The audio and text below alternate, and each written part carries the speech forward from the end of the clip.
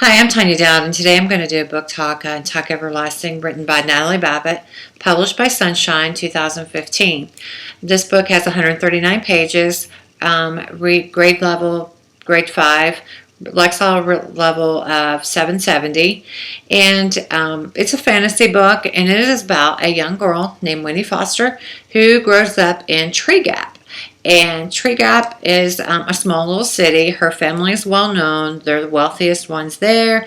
They have on the woods in the back behind her house.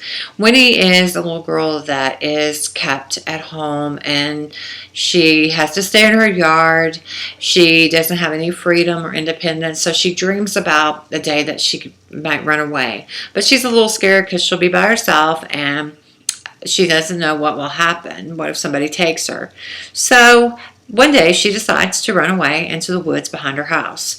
Well, Winnie runs into a young, very nice looking young boy named Jesse Tuck. He is sitting underneath this big, huge tree drinking from a water out of the ground.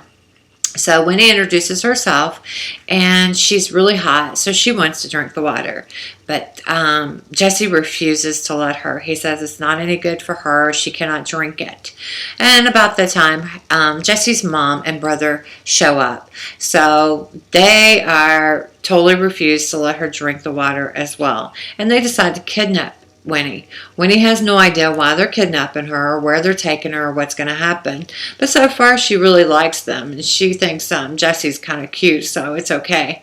So they take her back to their house, and there she meets the father, and they have dinner. They make dinner, and she spends the night, and they discuss their secret. The Tucks can never die. The Tucks have lived forever, and but Winnie really needs to. They have to convince her to keep this secret because they have for so many years. And they try to convince her that the cycle of life is the necessary, is what is important to do. Well, while at their house, a man comes to the door in a yellow suit.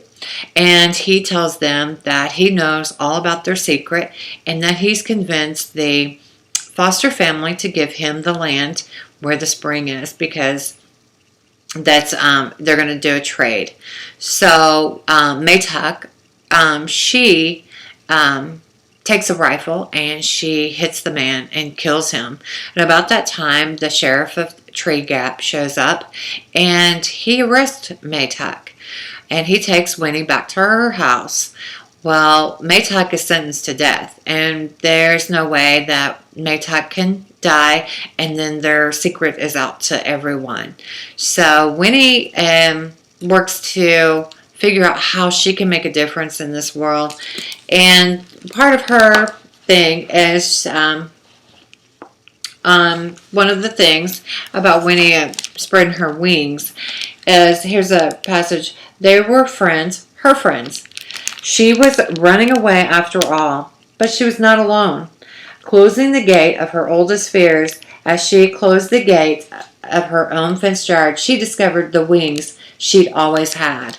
So Winnie is always wanted to make a difference. She's always wanted to be independent, and now she was. And so Winnie has to make a lot of decisions on things, and she disobeys her parents, and it's just a lot of things. And Winnie grows up. She grows up a lot in this book, and it's a very interesting book. It's full of excitement, and I think you really would enjoy reading it. And it is something that keeps you on your toes, keeps you looking for what's going to happen next, and what might happen to Winnie, what might happen to the Tucks and their secret. I think you'll really enjoy it, and I give this book a 5 stars. I like it a lot. Thank you.